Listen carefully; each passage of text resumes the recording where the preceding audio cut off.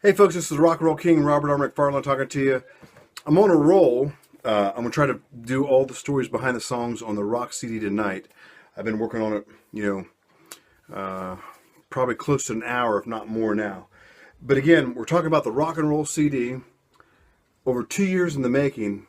And again, I just want to give you guys some backstories of the songs, how they became to be, and who played on them, and some other tidbits in there. But we're up to episode number 10. Sparkplug Love. So the premise behind Sparkplug Love was, again, I came up with the riff, the opening riff. And that's normally how I write. I'll come up with a guitar riff, banjo riff, piano riff, whatever first. 95+% is that's how I write. I'll come up with the riff first.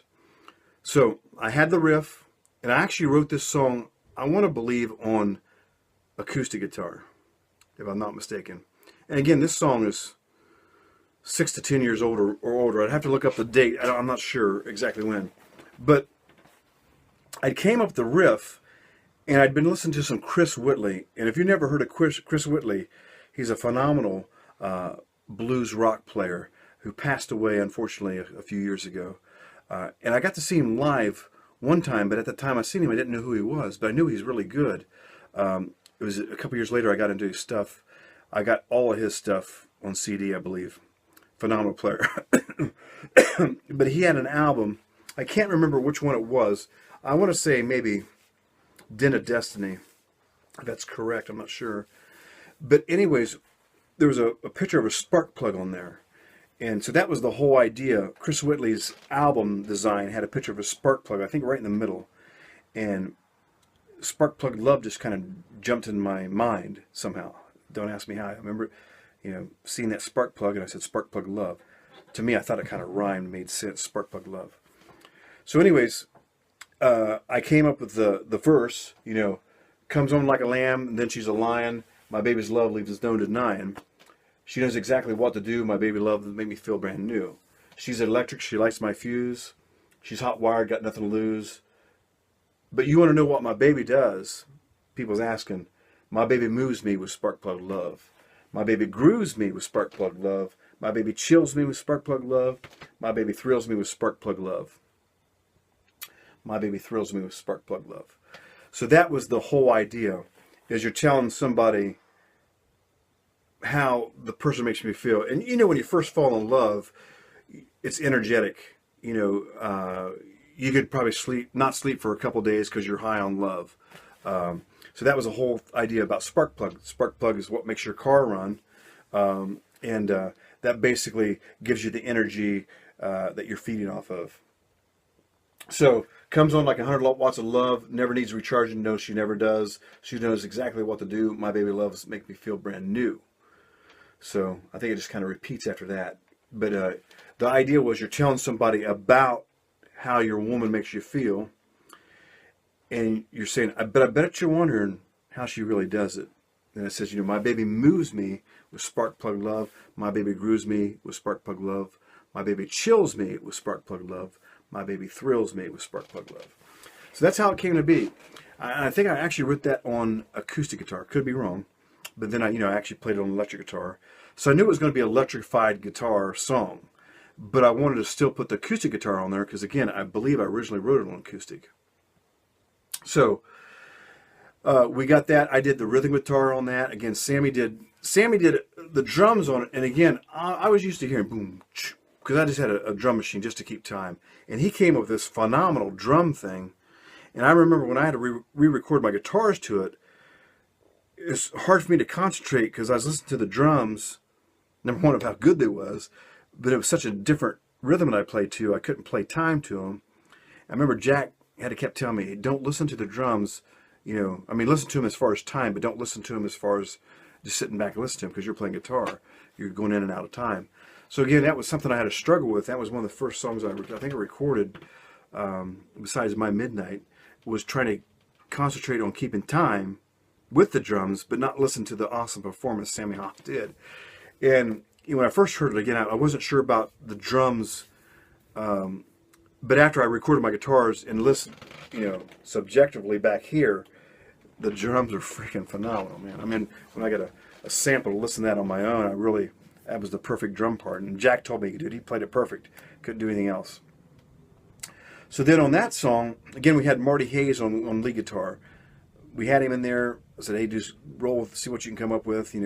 I was thinking if he couldn't come up with something good, which I didn't think he'd have a problem with, I could eventually do it. But why not have somebody who's more technical and versed come up with something, and he come up with some phenomenal stuff. Again, Mikey had the great riffs in there. The secret on that song, we had Kevin in there. And Joe had him play clav on a song called Drive Me Crazy.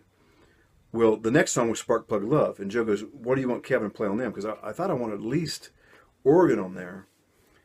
I said, dude, let's try clav again. So I think we did one take of clav. And everybody agreed clav wasn't really quite working. There were some cool things, but it just wasn't quite working.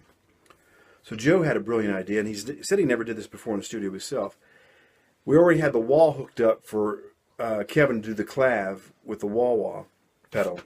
That, was, I think, eventually designed for keyboard players, and guitars took over, so it was kind of more of a guitar-oriented thing now for guitars, the wah-wah pedal. But he had the wah-wah effect on the clav. And Kevin, I don't think ever played with the wah-wah. He just played with a volume pedal. He'd raise that and lower that. So Joe goes, play regular piano with the wah-wah. And we was all looking at each other like, what?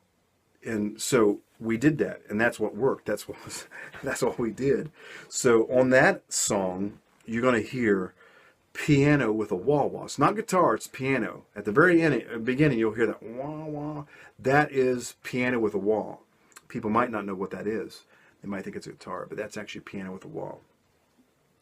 Unbeknownst to me, I didn't know this till the final mixes that Joe sent me. Joe snuck some clav stuff in there that Kevin actually did on that one take.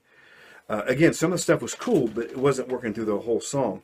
So Joe snuck some clav stuff in there. So you're going to hear clav and piano with wah on there. And it's freaking phenomenal.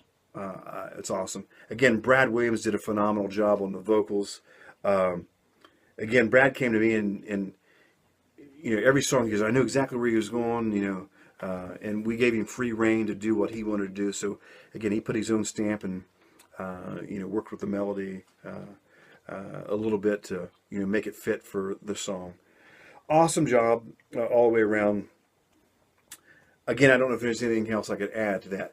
But right before I did this video, I got to tell you, and again, I'm not rehearsing anything. These are one shots through. Trying to keep them under 10 minutes. Not really doing any editing in all these. These are going to be pretty much straight through. But I just took a break, let my dogs out, and I was getting ready to let them in, and I heard them barking out there, and I heard Beanie yelp. There was a possum out there on the other side of the street, or the other side of the fence. And they had that possum. They was both growling at that possum, and I thought the possum had one of my dogs. So I'm running out there. It's pitch black. I'm running to try to find out what's going on. There's possums out there. So then I had to come in and get him situated and get him calmed down so I could do this video. So again, this is nothing professional production-wise. I'm just doing these one time through to give you guys a feel. But this is the Rock and Roll King, Robert R. McFarland, talking to you, saying life happens. The possum was out there when I'm trying to do these videos, but I'm trying to get all the videos done. Stories behind the songs of the rock CD tonight. I got one more to do, I believe. So we'll get them done and we'll start posting them so people can start seeing them. But music's the soundtrack of life. Have some every day. It's all for one and one for all, and all for rock and roll.